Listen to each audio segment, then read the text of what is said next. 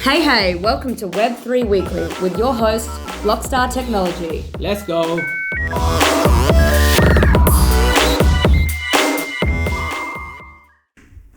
Good afternoon. So today we're going to talk about community building and building brand and marketing around that subject. So today we have Kim, or very well known as Uncle Bim Bim in Twitter. So we had a few conversations, but I'll let Kim give a bit of a introduction, what he's all about. He's been in this space for a while and doing some great things. So let's get started. So my name is Kosi and I have Maureen here with me as well. Hello. Today we are missing Charlie and Craig, but we are still going to go ahead and we're going to keep that once a week podcast going. It's important to have that because we love to talk to add value to this community, and we always we recently started bringing in guest speakers as well, and we believe we can only be successful as together, right? So we're going to do that and show our appreciation to everyone. So Kim, off to you, my friend, if you want to give a bit of a background about yourself. Absolutely. Thank you so much for having me. I appreciate the opportunity to just talk about branding all the time. Kosi, like you said, we've been chatting a lot and we have some really good, rich conversations about this sort of thing. So I'm excited to dive deep. But my name's Kim, as Kosi said, Uncle Bim Bim on Twitter. That's actually what my nieces and nephews call me, is Uncle Bim Bim. I'm a branding and marketing consultant. That's what I've been doing for too long. And I love it. It's really just about how we can provide value for people's audiences. And really, I break down three things is what I do. One is figuring out what the message is that people are trying to communicate. Two, the audience they're trying to communicate that to. And then three, the bridge that will connect those things.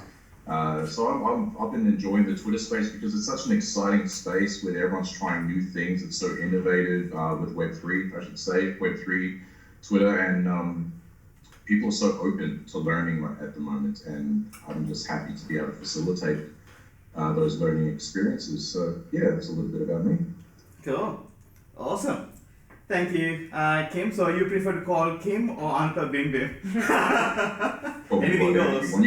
You can call me Auntie Bim Bim. All right. Thanks, bye. Cool. So just to get us started, we have this thing. For the last, I would say, 8 to 9 days, we've been traveling around. Been to Melbourne and Sydney, and having spoken to a few people, there's a bit of a word that's been spoken to us about, which is Web3 marketing. So I only knew there's only one marketing, but now obviously there is a Web3 marketing. So I just want to touch base on that. What does it look like? What does it mean? And is it something different from what we called marketing to Web3 marketing, and why is it called, people calling that? So if I ask you the question, Kim, what's your take on that? Yeah, well, if you'd asked me 12 months ago, yeah, Web3 marketing was retweet, tag 3 friends, build some hype, get some influencers, but they were just tactics that were already being used, like influencer marketing, just on steroids rather than a really hyped market. If I was to say what Web3 marketing it is now, I would say it's community first, it's people first, and it's authenticity as well. And the thing is, we were already starting to see that shift in Web 2, in traditional marketing. Your traditional influencers that you see on Instagram, like product placement just doesn't really work because everyone knows it's not authentic. They know that person is probably just getting paid to hold that protein shake or wear that t-shirt. But as a customer, you connect with the person, but if they're not really genuinely into that product, you're probably not going to connect with that product anyway. And so people could already start to sense that. So you're starting to see less, return on investment if you were to take that as an advertising route. And you also start to see even big name accounts like million Instagram accounts with millions of followers starting to share less curated photos, like more in the moment type of photography, like real authentic, maybe them in their sweatpants or something, or just real quick photos of them and their boyfriend out shopping. Like people love that because it was kind of like behind the scenes type of concept. So we're already starting to see that. Web3 just expedited that. And we went through that hype phase where everyone was just like trying to make a quick buck. It was the wild, wild west. If they think it's the wild west now, it was the wild, wild west before. And I remember when I first stepped into the space, I was trying to talk to people strategically about branding and marketing, and no one really wanted to hear it. And fair enough, they didn't really have to. You didn't have to do much to make money back in those days. But now that things have gotten a little bit more saturated, people have been lost a lot of money, so there might be some negative sentiment around that. You have to start to be considerate of your actions, your message, and how you approach the market. Yeah, I mean that's a good point. Like with regards to for us, when you mentioned community, the word community first, there's a lot of people throwing that word around. Like it's funny, like one from Sydney was talking about like, we just fed up hearing the word community and utility, right? It's community and utility. People are just throwing those two keywords around, but not really understanding. But look, I don't really, obviously I take that with a pinch of, with a grain of salt, because I think people do understand it. They have good thought behind that one, because I mean, everyone understands what a community is, right?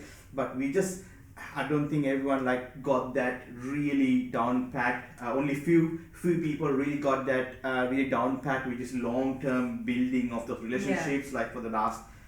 I think they maybe understand what a community is, but don't really know how to harness the power of community. So community really is the cornerstone of Web3 as we enter. Yeah. I think that's the real defining factor. Would you agree? Oh, 100%. Yeah. 100%. And I like to use the word ecosystem. Yeah, well, I think talk about community. That's a really good word actually, the ecosystems. And this in the Web3 space, I think a lot of people think just because you have a NFT, now you can have a community around the NFT. But I don't think people really resonate with I think NFT is probably the first instance that people can connect with you, because they're like different artworks, so that they're like, okay, I like this grunge or comic or serious or 3D. I think that gets initial interest, but I don't think that's just enough to keep people be part of that community. Yeah, I agree. I think. It was just yesterday, actually. I was talking to a lovely gentleman in the US, and we had this exact conversation, and he said, look, community just seems to have lost all its meaning. And I think in society in general, the word community is kind of, watered down. Like you could live in a suburb and never talk to your neighbors. Wow, right? That's a good point. Yes. You know what I mean? Like, so put Web3 aside, just in general in society, community is just not what it was, say, 60 years ago, where you knew everyone. You would go to your neighbor and get sugar or milk, and like you do all the kids in the street. It's not like that anymore.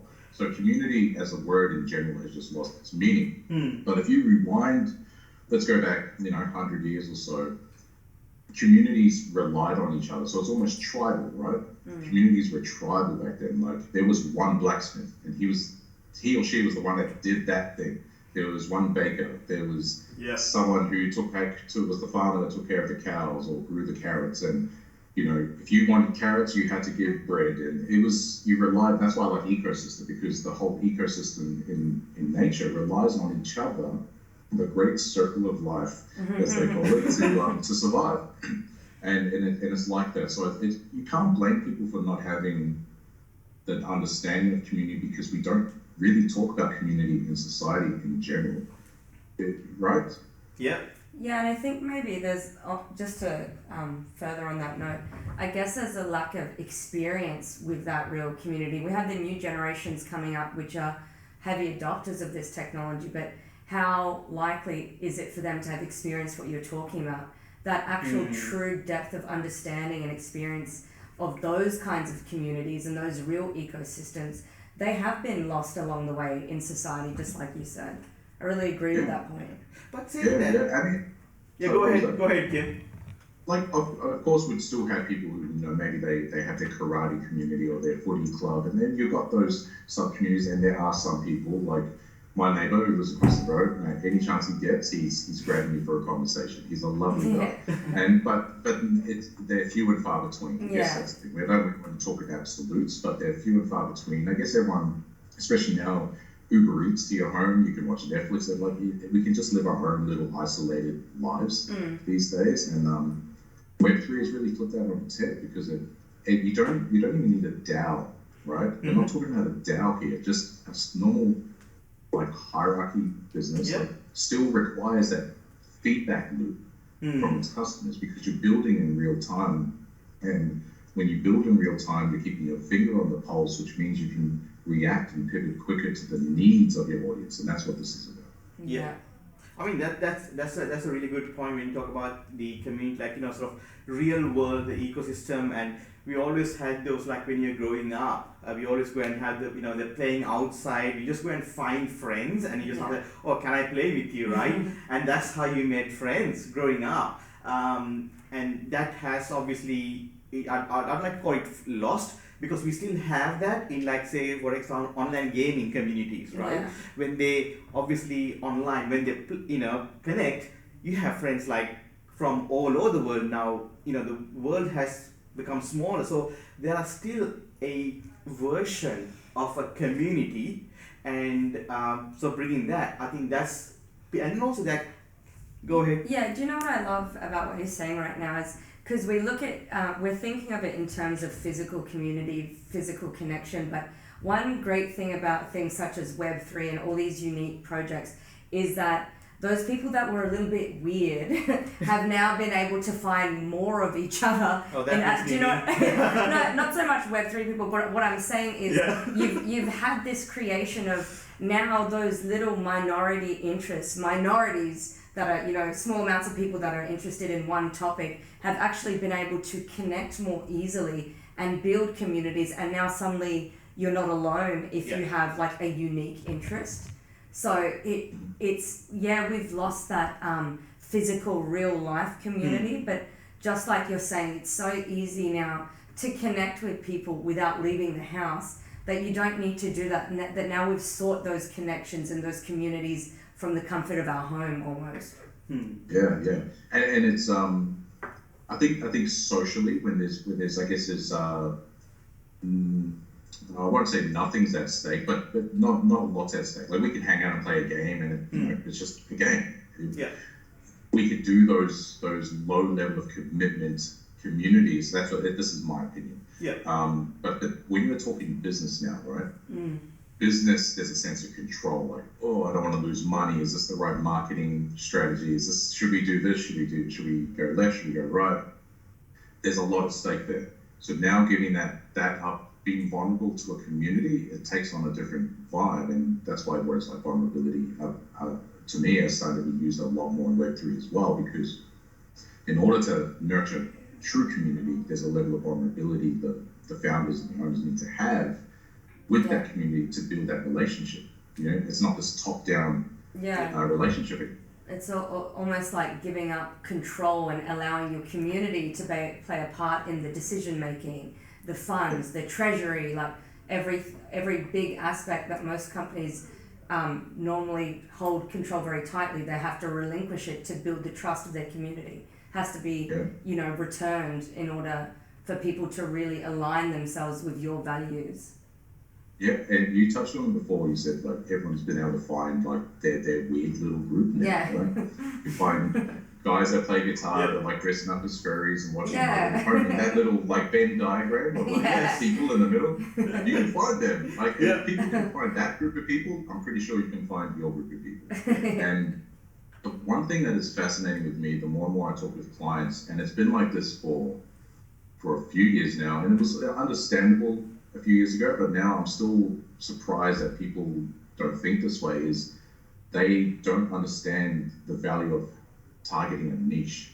A lot of people just don't understand that. And there's this great essay by Kevin Kelly I think he wrote it in 2008. There's 1,000 true fans. 1,000 true fans. And I think Seth Godin elaborated on that in his book, This Is Marketing. And it's just essentially like you don't need thousands and thousands or hundreds or even thousands of followers.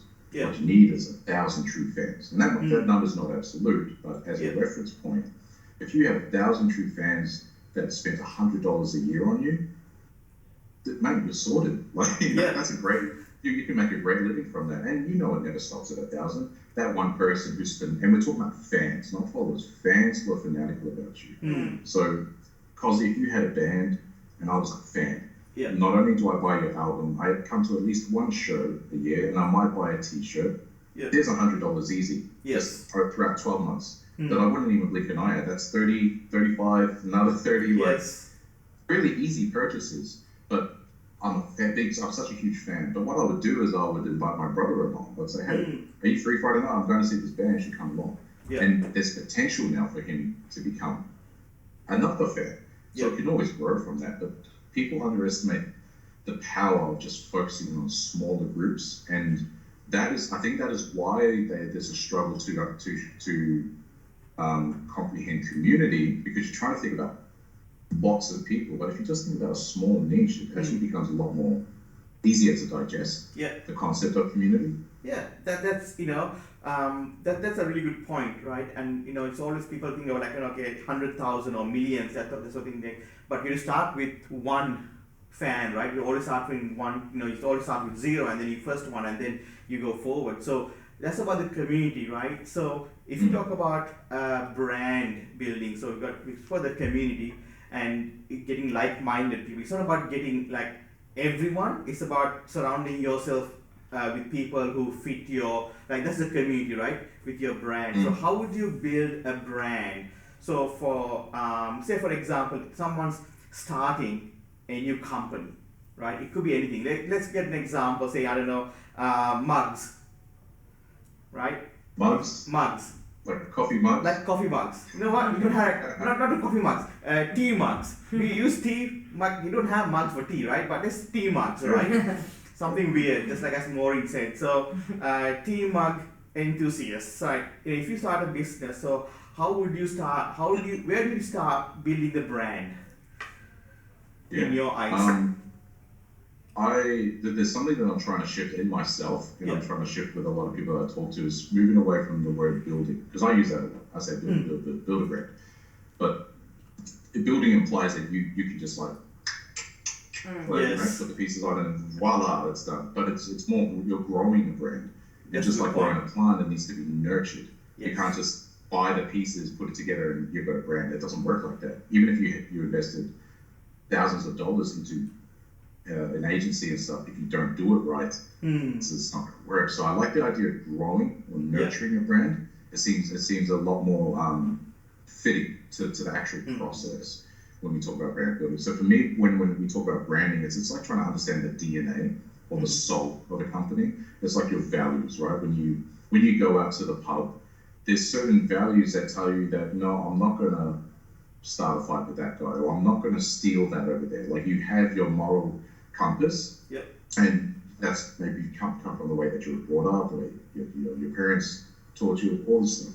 Your brand is kind of the same thing. When you understand your values and what you want to achieve in life, like your vision and your mission, like what impact you're trying to have on a day-to-day basis, those things are your compass for the company. That's why you start with your brand, and then that influences everything else that happens from then on. Like your marketing messaging, the type of people you hire, and you and I always talk about, you say people, culture, money. The Blockstars. Yes. Like that is in your DNA, and you don't have to think, right? It's a system that keeps you on track. Like, and whenever you're feeling like, oh, should we make decision A or decision B? Well, how does that align with our values here? And so that's a great example of what you guys do with your brand. And so that's how I see, if I was starting with a company, say the tea mug enthusiasts, I would be saying, okay, well, first of all, how are you trying to make teacup enthusiasts' lives just a little bit better? What is something in their lives? What's something they're not getting right now? What's that void that you can fill? Okay, and why do you want to fill it? And how do you want to fill it? So those questions start to it's almost like, I always say it's like putting your company on a therapy chair. Yeah. And you're just asking lots of questions because it's in there. Like the people sort of get it. Something has triggered them, but they just can't articulate it. Yeah. So you sit there to help facilitate the articulation, and you just draw it out of them, draw it out of them. And just like when you go to therapy, Yeah. you have the answers. You're the one that tells the therapist, oh yeah, that's what I should do. That's a good point. And it's the same thing. It's not about, you need to do this. I don't have the answers. And it's funny when people ask me, like, what should I do with my brand? I'm like, I don't know. Yeah. You tell me. You tell me what you should do. So that's what I would do with a team mug enthusiast. Is I would figure out what is the gap that's missing. What's the gap you're trying to fill, right? And how are you going to fill that in a way that will create value for them? And then from there, that's when you start building your vision, your values, your mission, all of that. You start building around that. Yeah. Because you have that sense of purpose in the middle. Like that's the thing we need to do. Okay. Well, what's going to keep you on track for doing that? And then the process begins.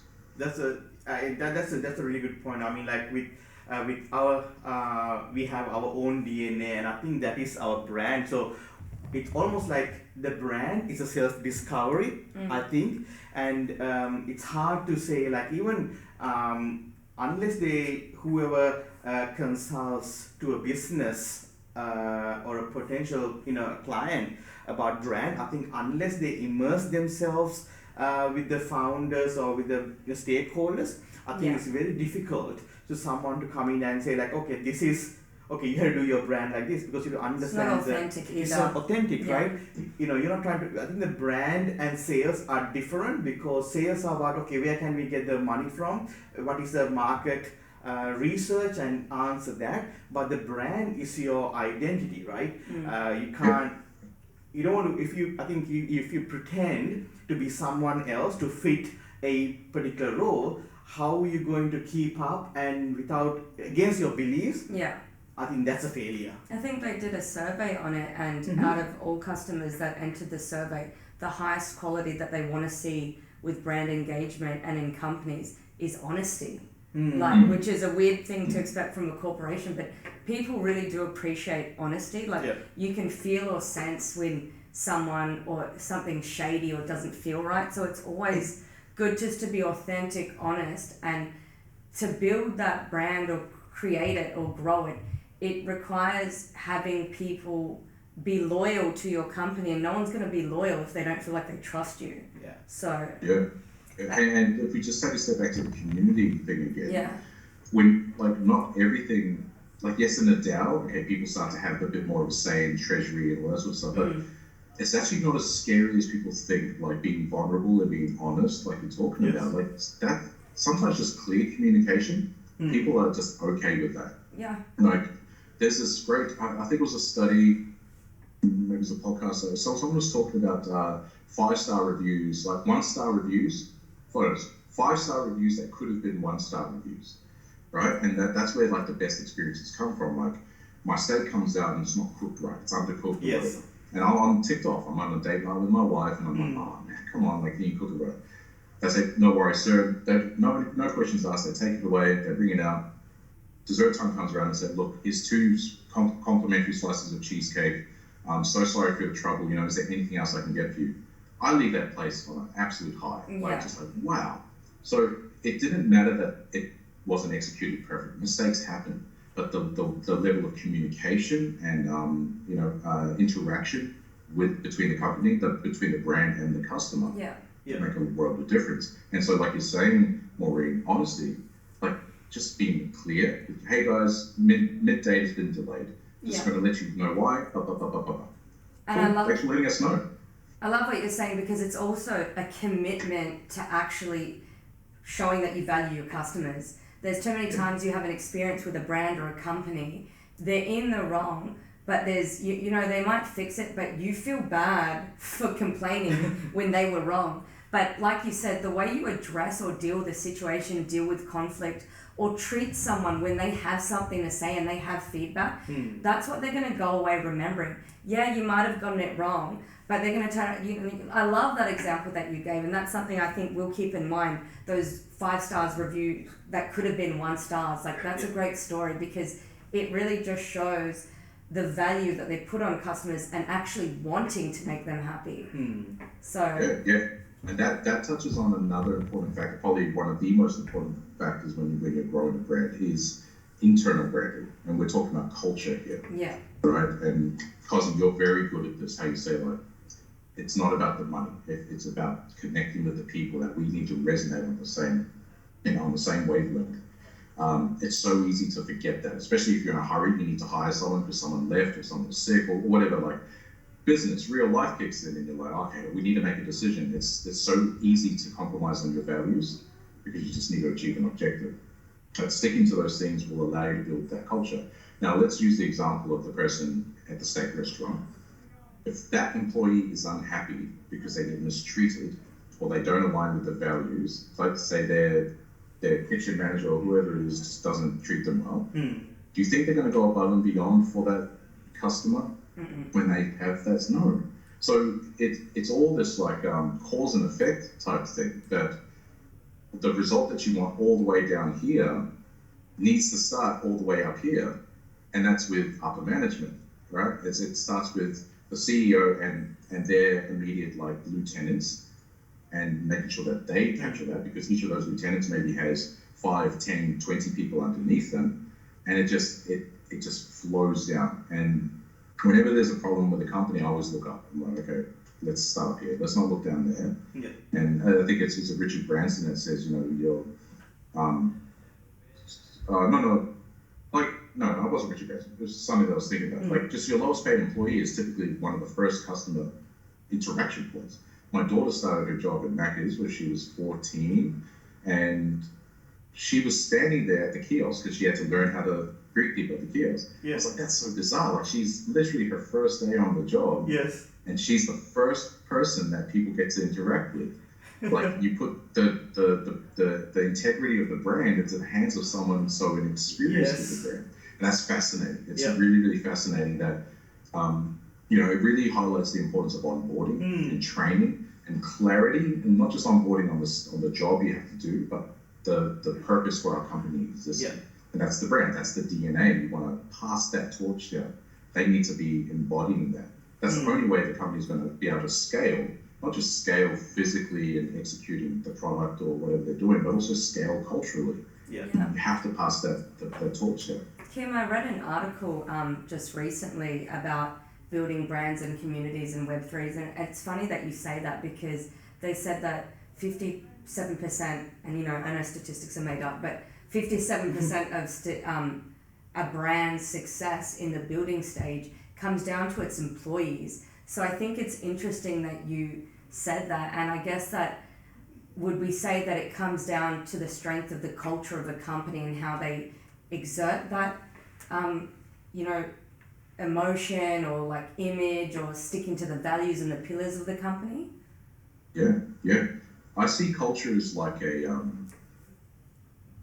was going to say like a goo, but that's kind of gross. But it's like this invisible thing that, it's like this unspoken thing that connects us all, right? Like, you think about any good culture, like island culture, Samoan culture. There's just things that we do that all Samoans do. Like, I could be at a shopping center and I just know that guy's Samoan, and when I look at him, I'm like, I give him a little bit, and he just knows. He looks at me like we're just friends already. Yes. Like, it's almost like he's saying, like, I got you if you need me. Like, hey, if you're at Woolies and you get into a fight, I'll be there. It's just unspoken. It's this unspoken bond, right? And that's culture. It's something that we just all get. And so when you talk about company culture, it needs to be something that you can let go of. If you have to micromanage it, you don't have a culture. Yep. So culture, that's when it's passed down. You know that person can you don't have to remind them to take the bins out, even though it's not their job, right? You don't have to remind them to, like, hey, make sure you take the new guy out for lunch. Everyone's already jumping at the opportunity to take the new person out for lunch. That's what it needs to be. And it's because this unspoken thing, but it's really difficult to find that sometimes. People will have different backgrounds, different beliefs, and that's okay. We're not saying everyone has to be exactly the same.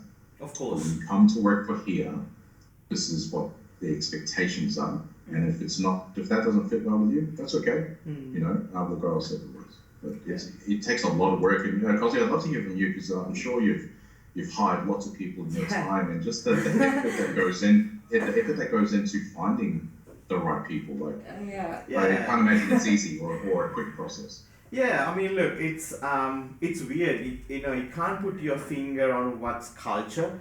I guess it's for me, it just comes down to doing good, right?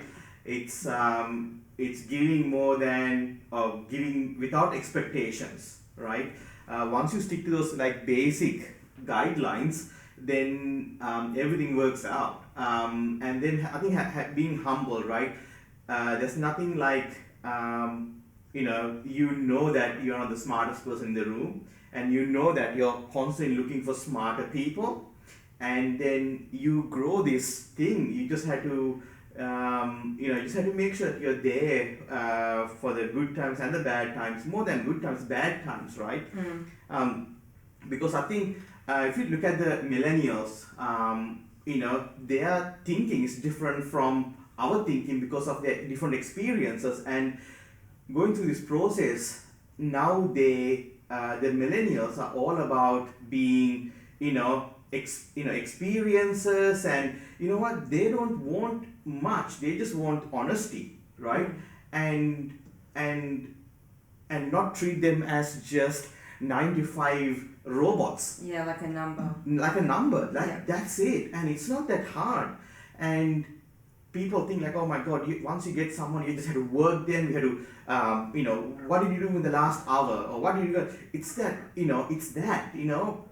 and what you said about micromanagement, I think a lot of people are sorry, not a lot of people, that's a big word, that's not that what I meant. It's like some people who feel threatened about themselves, they try to go and make themselves look smart, or they're holding people like into the mic. I don't know what micromanagement means too much, but it's almost like some businesses you think of like the startups, right? Moms and pops, they're just living above the water, and they want to make sure that okay, if we hire someone, they're going to do everything and being more, right? So we are a little bit selfish when it comes to it, because obviously they don't have the funds to support. They can't say like, okay, you can do, we believe in you. But I think it's just letting go Of that control, it's that control, especially with the millennials. Yeah. Right? You have to let that control go. I think once you do that,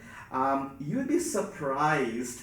I've been surprised by our team that we have, but it's nothing to do with the skills. It's like, you set a platform for them to thrive on, right? So the branding, pretty much, I believe, the brand starts within the organization before it get communicated to outside world. I think I was just about to say that. It's almost like we build with the culture. You build a community of your own. It's that alignment, it's that belonging, it's that, like you said, when you have happy employees because they know they belong and they enjoy the workplace and they have each other's back, happy people produce better results. It's just a known fact.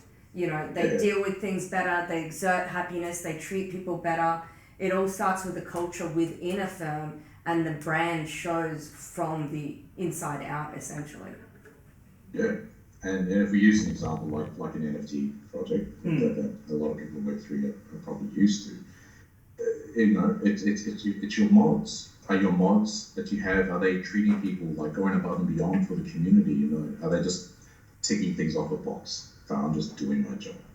I think we're past the stage of people. I don't think people even just want to just tick things off the list. It's not satisfying. People don't want to go to work and feel like that. They want to feel like they've accomplished something. I love what you said. Like you're creating a platform for them to thrive. And I was just thinking about that. Isn't that sort of contrary to what we've grown up with, right? It's like, here's a job, I need you to do that job from 9 to 5 and do it well. If you don't do it well, I'm going to put someone else there. Yeah. But it's almost like the whole fabric of just work and business in general has changed to, here's an opportunity.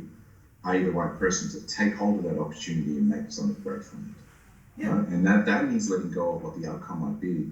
Yes. And that's a good thing, because the outcome could be 10 times better than what you thought it could have been, because you let the right person free in that space. And when you think about micromanagement, it's just their anxiety. You control because you're anxious about the outcome. You need it to be a certain outcome, so you put your hands all over it and you breathe down their neck to make sure that it turns out the way that you want it to be. And I guess that when we talk about anxiety, there might be a level of insecurity there. Maybe not personally, but insecurity about the business. Like, oh, are people going to turn up to the event tonight? Are people going to mint on NFTs? That's that insecurity. So you put your hands on it because, like, have you done everything? Maureen, have you done everything? Cosy, have you done everything? Like, I need to trust that we've built a strong enough bond that you will go and do everything you can, more than what your position description says, because you care about the result. You care about achieving the mission. And again, that comes back to that internal branding. If you do that right, it emanates out your customers will sense that. Right? And we have even little things like we tell our people to come, hey, turn up to our Twitter space or turn up to our AMA, but the team and the mods don't even turn up to the AMA. So like, what does that say to your customers? Like, if your team isn't even enthused about what you're doing, why should anyone else be enthused about what you're doing? Exactly. That's a really good point. So thank you, Kim. So we spoke about the community, about the brand, so brand building, and then let's talk about marketing.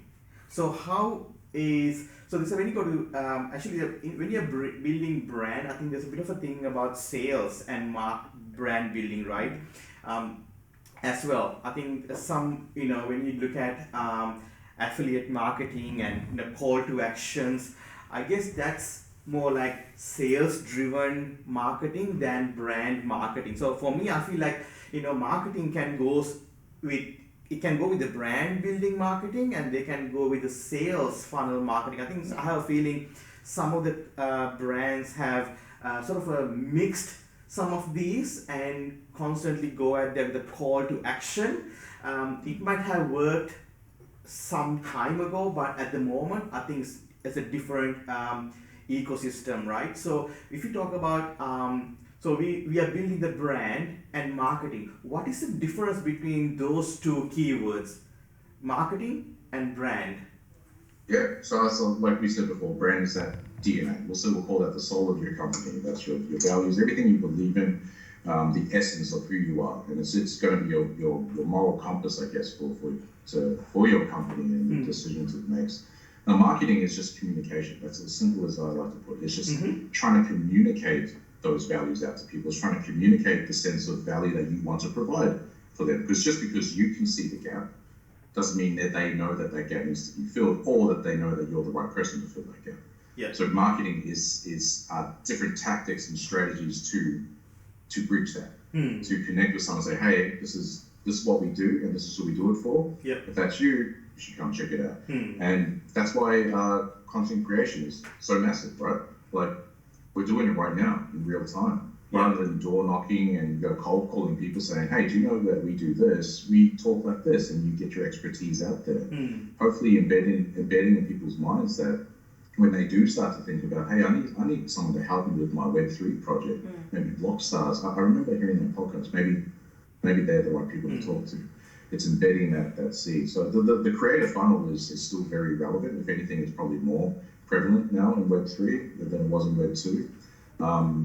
And having call to actions and monetization in that funnel is crucial. Otherwise, you're never gonna make money. And I think that opens it up to saying, okay, well, what other ways are you able to monetize with a lower barrier of entry? So instead of trying to offer a $100 product, maybe offer like a $10 ebook or something, right? Something that's a little bit easier to consume. And all of that is just about gaining their trust. Like, before that $10 ebook, though, you should have been giving so much free value well before that $10 ebook even gets out to the public. And I think the biggest shift I've seen in Web3 is that the level of free content has gotten even more valuable. Because it's become so saturated. Everyone's doing Twitter threads, everyone's doing a Twitter space, everyone's doing a podcast, and it's so easy to do a podcast. That's right. I decided to do a podcast 2 weeks ago. I was like, I'm just going to start a podcast. And I recorded 12 episodes. They're only short ones, like 5-minute rants. I recorded 12 episodes, created an Anchor account, and it was on Spotify in like no time. Like, it's crazy how easy and how accessible it is to just do things. So what's different now? Because before you could just do like top 3 things your brand can do, really surface level stuff. Now people are writing whole Twitter threads that pretty much give them the solution. The playbook, right? Oh man, some of these threads that I'm reading, I'm like, I can't believe this is just free. Like it's it's like educational content. So the bar has been raised very, very high.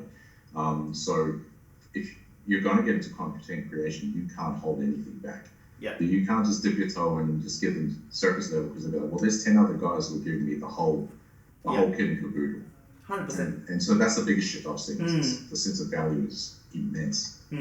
So would you consider Web3's iteration in terms of Web2?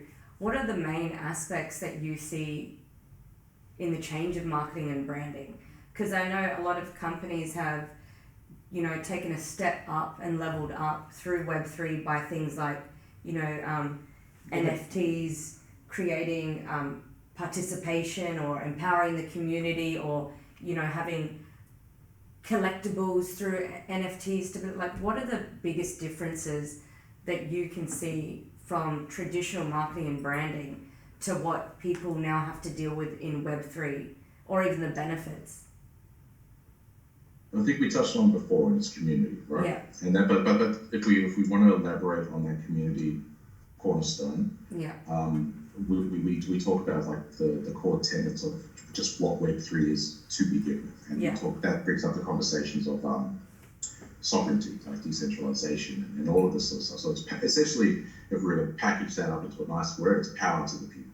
Yeah. Right. And so the opportunities that we have from a branding and marketing perspective, again, it's letting go. That's actually an opportunity. I don't see that as a negative thing. And I've been finding I can accelerate the stuff that I'm doing for my own personal brand.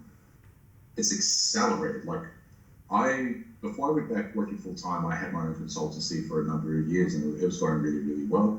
But it was tough to network. Like I had some people online. I had little groups that I could go talk to.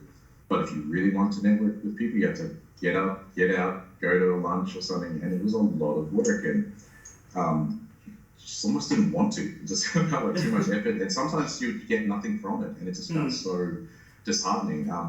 Now the opportunity with these online communities that we have, like I've just been able to establish like such a rich network in such a short period of time. Like everything is like multiplied in Web3. That's what I feel like. If you're willing to invest the time to build relationships, and that's the honesty, the vulnerability, and building that community, it will come back to you tenfold. And what I notice is that when it rains, it pours. Yeah. So Kim, what would your advice be to someone starting from fresh? Say they were wanting to get out there, build a brand, build a community. What are the best steps someone can take to actually start building a community? How would you recommend someone putting themselves out there? Would they jump onto Twitter and just give heaps of value? Is there a better way to do it? What steps from the ground up would you take? Man, this is a good question because it's fresh in my mind. Because when the bear market hit, I was an artist for a project, and I worked maybe 3-4 months on this art. Like my wife will tell you, like going to bed 1-2 in the morning, still waking up, going to my day job, and I was working my bum off for that. And then when the bear market hit, everyone just dispersed. Like how come no one's posting in the Discord? How come no one's posting on Twitter? And they were just like, hey, but fair enough. Like some of them had business and they'd lost money, and I get it, so it was okay. But I was sick of Web3 at that point. I was like, man, that was just such a kick in the gut. So I only recently came back again, maybe 2 months ago, like 2-3 months, and I didn't really have much of a following. I was like, hey, how am I going to do this? And I really started. Back then, I was just sitting back and watching, and I was just following the trends. Okay, you've got to get influencers on board. You've got to get a hyped up project and do the RT. There was not much more thought. But I've always followed like really good content creators in Web2. You know how they really they create a lot of value up front. So obviously the Gary V's, but there's the Justin Welsh's. Like there's a lot of really good content creators, coaches, and mentors. You can see the formula. They teach the formula, but you can even just see how they do it. I was like, I think that is still relevant to today. And this was just before, it was already bear market, but the FTX stuff hadn't happened. But I was like, I started creating content, and it just happened to be an opportune moment because not long after that, everyone started saying threads are going to be the most important thing. Elon's taken over, and video is going to be important. Threads are going to be important. Like all this stuff about content creation became, and now you can see everyone doing it. So I would say if you're going to start, first of all, just show up.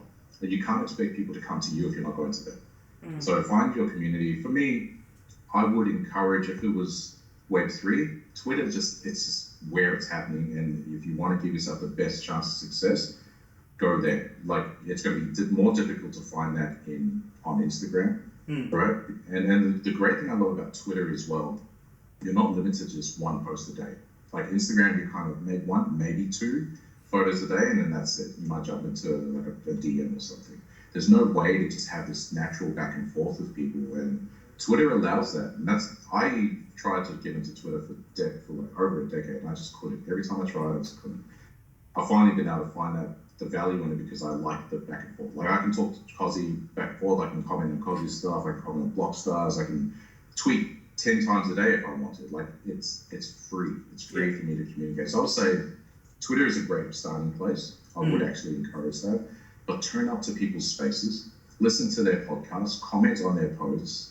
Like that shows that you're not just here to take, you're also here to contribute. I think first and foremost, before you try and take things from a community, from an ecosystem, what are you giving to that ecosystem? And that sometimes doesn't even have to be a project. It could just be turning up, because we all know one listener, one like, one retweet can mean the world to someone. Someone who's just starting out. And you see, like, I'm not talking about the 100,000 follower accounts. Even the guy that just has 200 followers who just tweeted his very first Medium or Mirror blog, like it, read it, and say, man, good on you, man. I got a lot of value from that. Guarantee you, he's going to comment, and you're going to have a long conversation in the comments. Even if you have come from different backgrounds, you're going to have an appreciation for each other. And that there is now your first follower. That's the first person that goes, you're awesome, man. Thank you. I appreciate you. And it's not hard. It's just you just got to be genuine. It really does snowball. Because that one person turns into two people. They hey, you should join this community. You should join that community. If anything, the difficulty is having to manage all of that. So just talking about that, say for example, Kim, you have been with a few consulted few companies and few NFT projects as well. I know that you're working behind the scene, consulting a few projects, and you have your own projects as well. I got into I'm a sucker for NFTs. Everyone knows that, right? I really love the characters. What you have done, and you have coming up with some utility as well. We have the gold beams that comes with a $10,000 worth of marketing value that's tied to that utility for that NFT as well. So for example, given all that experience, right, and now you're consulting to these I would say business leaders, right? Say for example, a business leader who has one business, right? And now they got a part of another, or they invested in another business, right? Now, before you know it, you have like 5 businesses that you're part of, right? And when you're building your brand, and how does it get relation? Like how would external people relate to you in that sense? Is it a good thing, a bad thing, or is it something like that you can do, or in your experience? But because the reason I'm saying that is myself, whenever I go out, I make sure, I'm all about Blockstars. My blood is Blockstars, and pretty much all of us are we represent Blockstars. So in this space, how would you make sure that there's a communication, there's a clear relationship that you build with the outside world as with the brand? One of the biggest topics that I'm talking a lot about lately is personal branding. And I'm a big advocate for it. And what makes it easy, because I think one exciting thing about Web3 is that you don't have to be one thing anymore, right? You can be an artist, a musician, a consultant, and all of that stuff. I mean, you have to learn how to manage that, but you can be whatever you want, like, and it's exciting. But you're right. If you don't do it right, people will get confused. Like, where do you sit in the mix, and how do I relate to you? Yeah. For all these different things. It can almost feel like you're wearing too many masks. But I guess personal branding, like, we're coming back to the DNA, your values, and all that sort of stuff. Like, let's use you, Cozzy. You are Blockstars through and through, but you're also Cozzy through and through. Yes. Right? Like, it doesn't matter whether you're representing Blockstars or whether you're on your Brain Scan account. You feel the joy and the supportiveness of Cozzy, the personal brand of Cozzy. So yes, Blockstars, like, even if you were to leave Blockstars, people would still be like, oh, it's Cozzy, he's a good guy. You know, you carry that personal brand. So if that's the thing, it depends what you're putting forward. Like, I don't like to put forward my skill set. And so you see a lot of my content and the way I interact with people is like, how's your day going, man? Like, I hope you have it. Like, make sure you take some time for you and your wife. Like, I interact like they're family or friends, because that is my real personal brand. Yep. So it doesn't matter whether I release an album, it doesn't matter whether I do an NFT project, it doesn't matter whether I do consultancy and educational products. They just see it's just Bin. He's cool. Like, I like Bin. He's fun to be around. He's a good guy. Like, right? So that's the type of thing that I would say is your personal brand. And if you can execute that well, you can do whatever you want. Yeah. Awesome. That's great. I think, guys, we are closing into the 1 hour time limit, but just closing notes.